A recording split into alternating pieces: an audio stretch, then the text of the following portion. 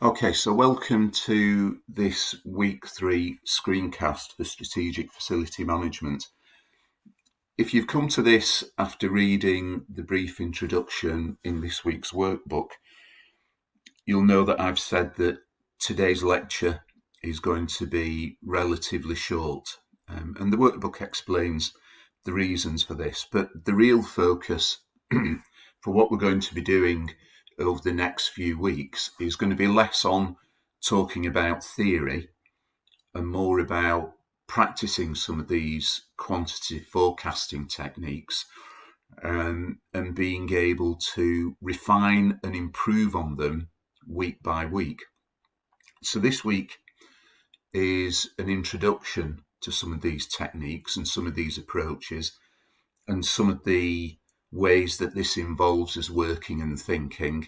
At the end of the seminar this week, or during the seminar this week, we'll do a few tasks and I'll ask you and we'll have a discussion about reflecting on some of the assumptions that we had to make in forecasting demand using this technique we're going to look at this week, and ask you what issues there might be with making some of those assumptions.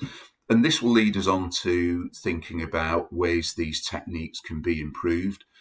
And in future weeks, we'll try to look at modifications to this technique, which allow for some improvements.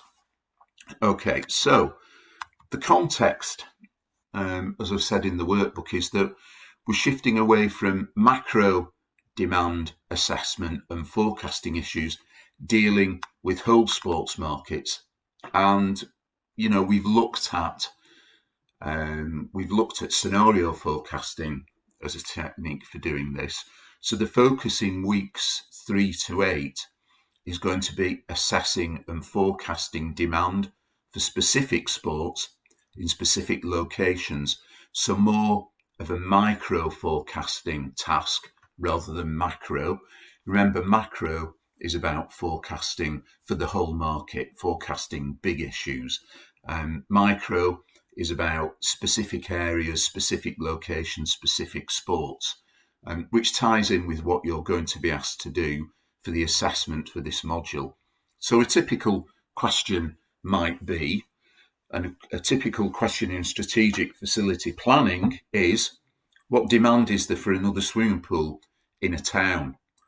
Or how many swimming pools should there be in a town or a city or a county or a district? So those are the kinds of questions that we're going to begin looking at today. And we can really do this quite quickly, but we're going to make some assumptions in doing this and take some shortcuts. And we'll have to look at how we can improve these over the coming weeks. So the focus is going to be on participation sports and facilities, not spectator sports and stadia. And the reason for this is the nature of the data that we've got to be able to apply some of these techniques. This uses sports participation data where we can work out how many people might be visiting a sports facility or taking part in a specific activity in an area. And we don't have that kind of data for spectator sports. So that the approach to forecasting demand for stadia is actually quite different. As I said in the workbook, the approach we're going to take is we're going to use simple quantitative techniques that I think any manager with a little bit of knowledge and a little bit of exposure to these techniques can use. Too much of the academic work for me in this area is not particularly aimed at managers and is not accessible for managers to adopt within their practice, because they use really, really complicated econometric models, incidentally, which have produced forecasts which quite often have proved to be quite wrong. So what our focus is going to be, and what I want to do, is try and develop you as managers who've got confidence to be able to use these techniques. And the techniques that we're going to look at aren't just going to be applicable to sports facility management. different industries might use different data sets, but the principles will be the same. They will be looking to forecast volume of sales or numbers of visits for their particular market, for their particular product. So remember that we're doing this as well. So you're doing something which, someone who works in sales or marketing might do, or someone who, as well as someone who deals with facilities management. We're going to look at techniques which allow you to estimate the volume of sales or demand for a particular product in a particular market. The focus is going to be more on you doing exercises than me delivering lectures. So, we're going to have more of you working on spreadsheets, largely in class, with me supporting you and helping you and being on hand. And we'll have discussions and reflections on the different techniques to see what their advantages and disadvantages are. Okay, so not that many lectures, and the lectures that there will be are going to be quite short over the next few weeks. Most of the work is going to be done, and most of the important work is going to be done in the seminars. Now, because we're going to be using spreadsheets in the seminars, it's important that in each seminar, each week, you come along with a laptop for you to be able to use. Okay, and as I said, we will reflect on the applications that we're going to look at and the pros and cons of the methods. Okay, so the next few weeks are very much about you doing, with me supporting and providing you with materials to help you do this, rather than lectures. Okay, so to undertake any kind of demand forecasting, we need some data sets. Now, obviously, we're dealing with sport and sport facilities and sports facilities aimed at participation. So we need data sets which give us information on how many people participate, trends in participation, how often they participate, when they do an activity, how long they do it for. So these are some of the data sets that we'll use. We could use the techniques that we're using in other industries, where other industries have similar data sets which contain similar types of information. So the percentage of people who might buy a certain product, how often they might buy. So, if you've got that kind of information, you can forecast and assess demand volume for any given product or any given site, if it was a supermarket, say, or a clothes shop or any kind of retailer in any given area. But the main data sets that we'll be looking at over the coming weeks are, first of all, the Active Lives survey. So the Active Lives survey is conducted on behalf of Sport England, and it's really used to measure progress in participation in the population in England. It's very much used for that. And remember, Sport England is the body in England responsible for promoting participation. So the Active Lives survey is one way of them measuring the effectiveness of the work of all agencies and bodies who've got a stake in improving participation or increasing participation in England. And the Active Lives survey has been conducted since 2016. So we've now got, or we will have soon, 5 years worth of participation data, continuous data, which has used broadly the same methodology over 5 years. So we will make a lot of use of the Active Lives survey in the coming weeks. One development that the Active Lives survey has got over the previous survey, which was the Active People survey, is that the Active Lives survey surveys or includes data for the participation of children aged 5 and above. And previously, the Active People survey, which ran up to 2016, its last year was 2015-2016, the Active People survey only surveyed people over 16. Okay, but in recent years, Active Lives has data on children as well. So when we used to use the Active People survey, that used to miss out children and young people's participation.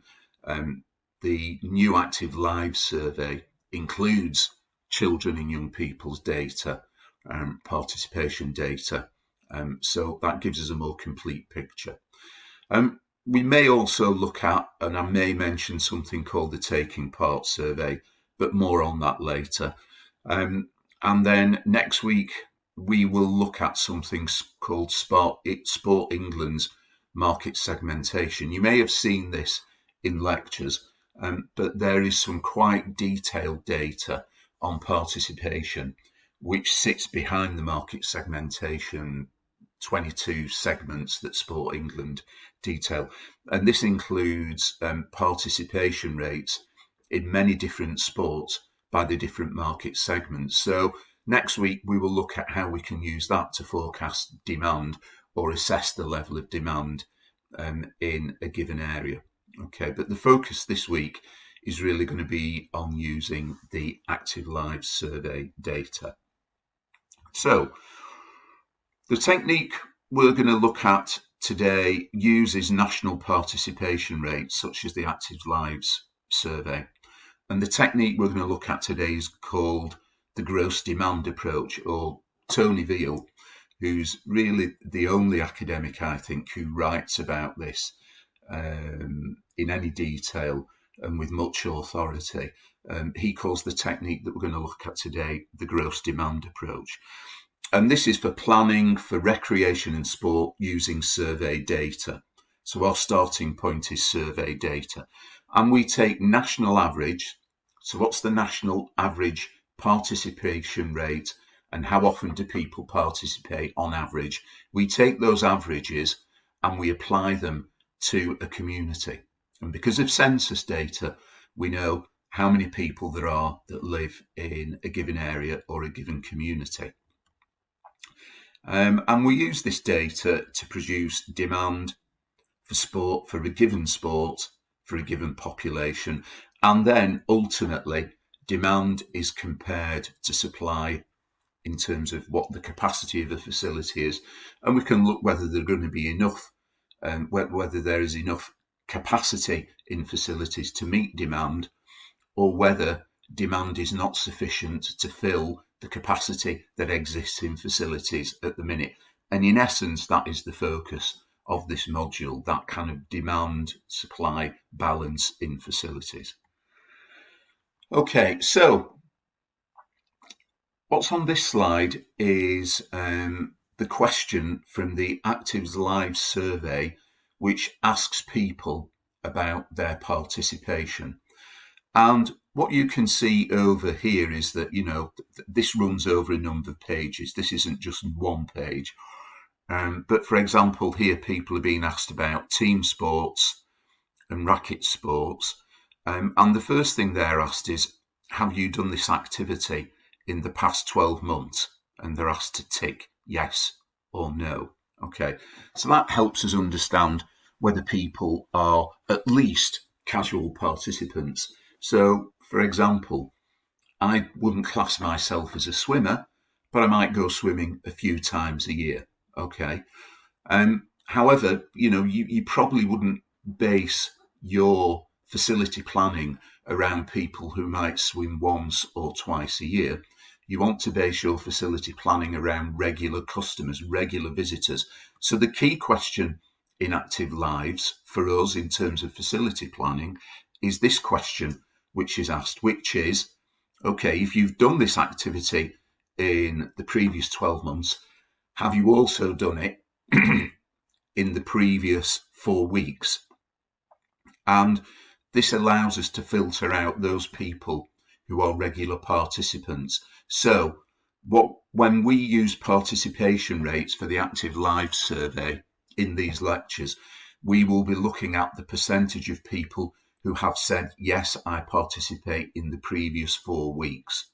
Okay, all right. So what we're looking at is people who've done this activity at least once in the previous 4 weeks.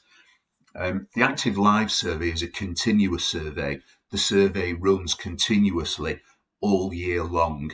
So the sample is collected. So what you need to know about the Active Live survey is there are at least 500 interviews conducted in each local authority district. In England, there are 354 local authority districts in England. So you can see that we should have around 170 or 180,000 responses in the Active Lives data set, the database which is formed from responses. Okay, so it's extremely robust, this data. And it allows us even to look at stuff on a county and regional basis with quite a degree of accuracy because of the size of the sample. Okay, but it's a continuous survey as well. So people are asked continuously in the last 4 weeks, what have you done? So we can build up a picture year round, which enables us to look at, what the participation rates are across the year. So anyway, when we talk about participation rates today and in future weeks, we're talking about those people who've done the activity at least once in the previous 4 weeks. The other important bit of information on this slide is this also asks people, okay, in the past 4 weeks, on how many days or how many times did you do the activity. So what we will be able to see is what percentage of people from this column have done the activity, and we're going to be able to see how often they do the activity. So if we take those two pieces of information together, that would help us identify the number of visits which might be generated in a 4-week period. Okay. The other thing that we can do is, we can look at how many times people have visited in a 4-week period, and what their frequency of participation is in a 4-week period. If we divide that by 4, that gives us the average weekly frequency of their participation. Okay. So if those don't make sense or you're kind of struggling with those concepts, don't worry, because the exercises we're going to walk through in a minute are going to help us understand that, and you will become very familiar with this differentiation between participation rate, which is how many people do it, and frequency of participation, which is on average, how often do they do this activity. Okay, so just remembering that, let's walk through quite slowly a fairly simple example. So I'm going to skip over that slide. Actually, I meant to delete that, so please ignore that. We're going to look at so what we are doing actually is we're going to try and calculate the number of squash shorts that are required to serve a community of 100,000 adults. Ignore the assumed the participation levels of 0.5 and ignore the frequency of participation, but do remember that the bottom bullet point here, which is that courts are open from 8 a.m. to 9 p.m. 7 days a week. Okay, so let's try and look at how we can address this using Active Live survey data. Okay, so the first thing we're going to do is we're going to look at demand. So Active Live survey for 2018 to 2019 shows a squash participation rate of 0.8% of the population. Okay, so less than 1% of the population participate in squash on a frequent basis, i.e. at least once in 4 weeks on average. Okay. Therefore, in our community of 100,000 people, okay, there will be, if our community reflects the national average, there will be 800 players. Okay, so we know that there should be, if our community is like the rest of the country or like the country on average, there should be 800 players. From analysis of Active Live survey and that question that asks people in the previous 4 weeks, how many times did you play the sport, we were able to work out that the active live survey shows an average frequency of 1.5 times per week. So the average squash player plays 1.5 times per week, or if you like, 6 times in a 4-week period. Okay. But we're going to use the 1 week period because that's just easier to calculate from. Now, because we know how many players we have and how many times a week they visit, or how many times a week they play, we can work out the number of squash visits or the number of player games. So, if we've got 800 players who participate 1.5 times a week, this means we will have, or we should have, if our community is like the national average, 1,200 visits per week. Okay, so we should have 1,200 visits per week to our squash courts.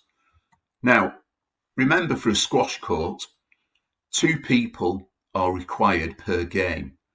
So if we've got 1,200 player games or visits with 2 players per game, then 600 squash matches are played per week. Okay, we're just dividing the 1,200 visits by 2, right? And that tells us how many games are played per week. Okay, now we're going to make an assumption, and we could generate this from the active live survey, because it also asks people, when you do your activity, on average, how long do you do it for? For the sake of our example here, we're going to assume that each match, including warm-up, lasts an hour.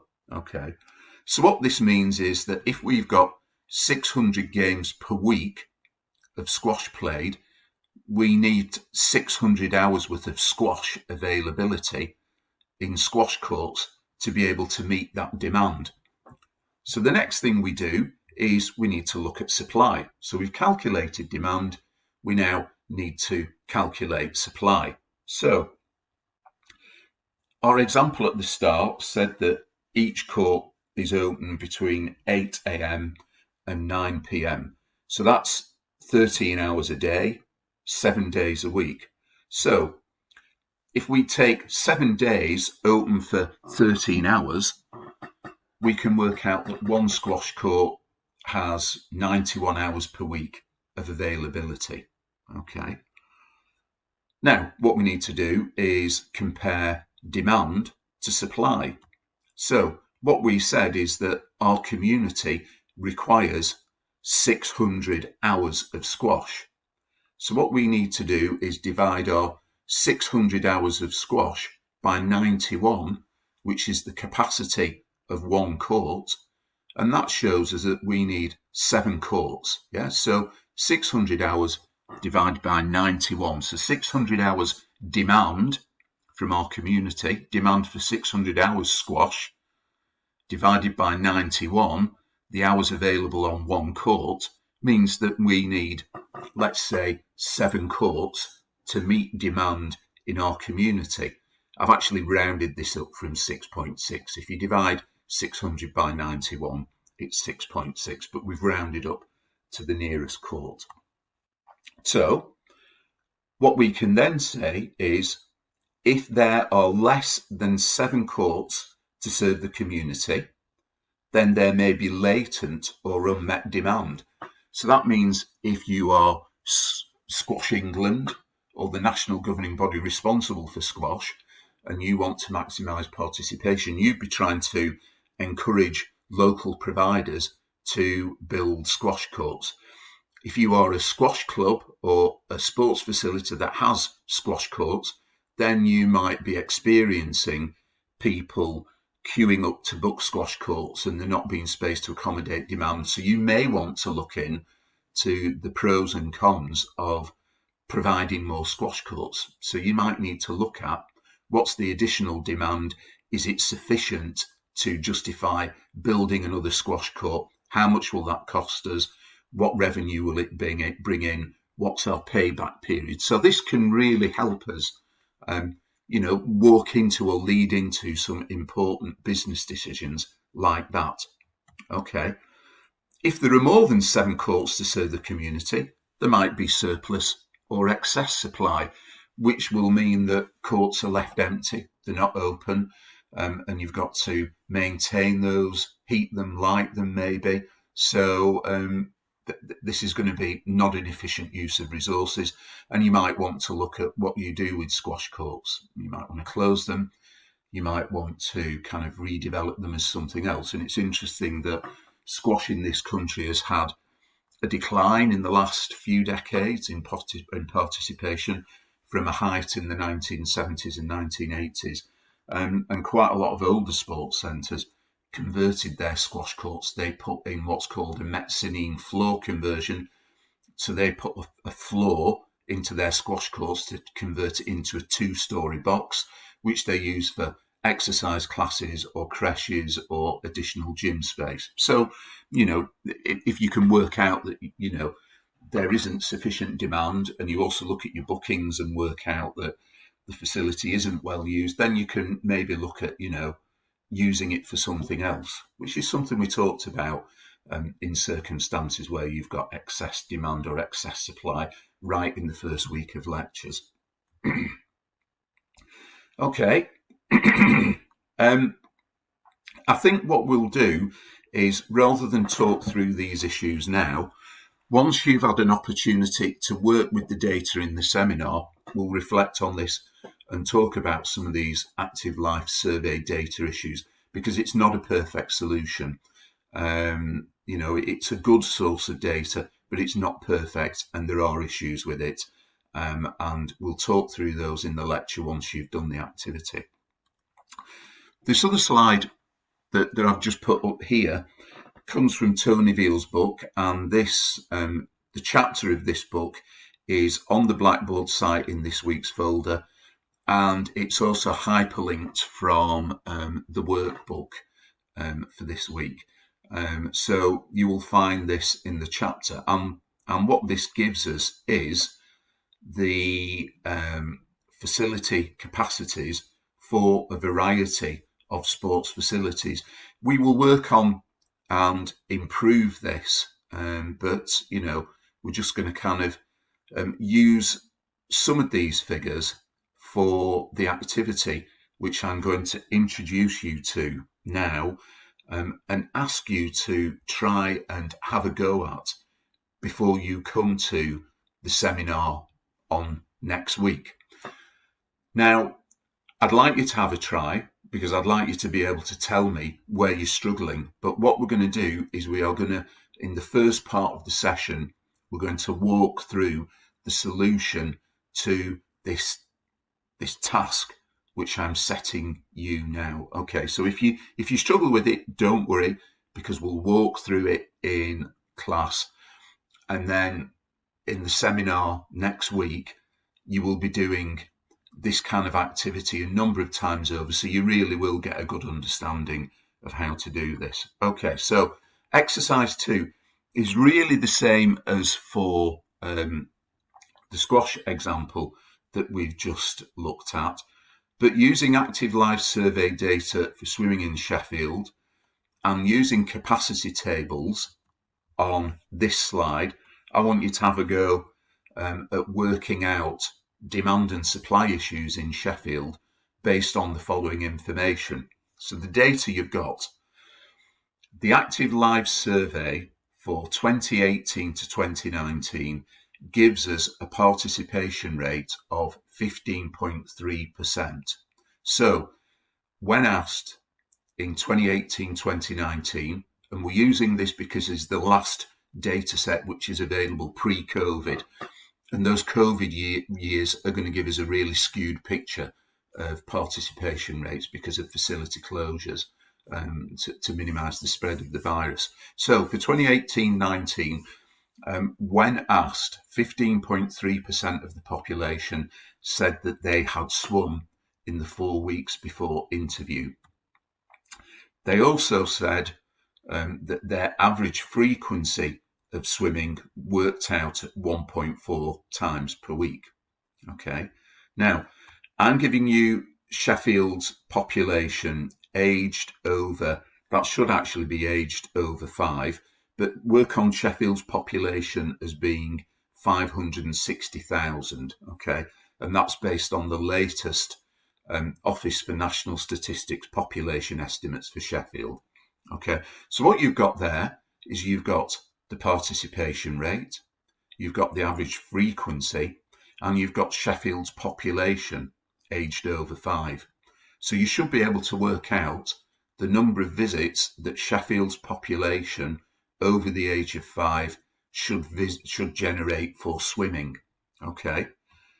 Now, the other thing that we need to work out is obviously supply. Now, according to Active Places Power, Sheffield has 27 pools, public and private. Okay. Now, let's assume that on average, these swimming pools are equivalent to 25 metres. Some will be bigger, some will be smaller. We can talk about this a little bit later. But what I want you to do is use the capacity for a 25 metre indoor pool. So what you're going to be doing is you're going to be saying, okay, well, if we've got 27 25 metre indoor pool units, and we know that each indoor pool can accommodate 3,500, we multiply the capacity of one pool by the number of pools we have in the area to give us the total capacity. Okay, so I want you to work that out, and I'd like you to come to the seminar and be able to say to me, do you think, based on your calculations, Sheffield has enough or too many swimming pools relative to demand? So is there sufficient supply? Is there insufficient supply? Is there excess supply? Yeah. So do we have possibly latent unmet demand because there isn't capacity in facilities to meet demand, or do we have too many swimming pools? Okay.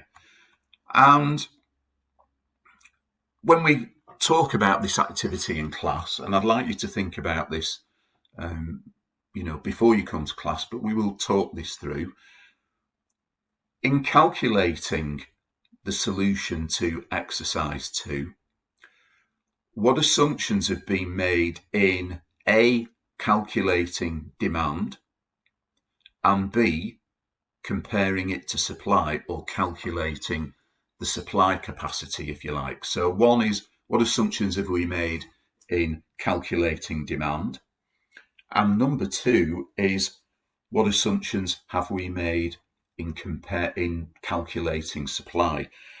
Because the answers to 1 and 2 are going to help us identify refinements which we need to make to this technique, which we will then seek to bring into the techniques that we use in the coming weeks. Okay, so we're going to refine and become more sophisticated and also possibly slightly more complicated and involved in the techniques that we use.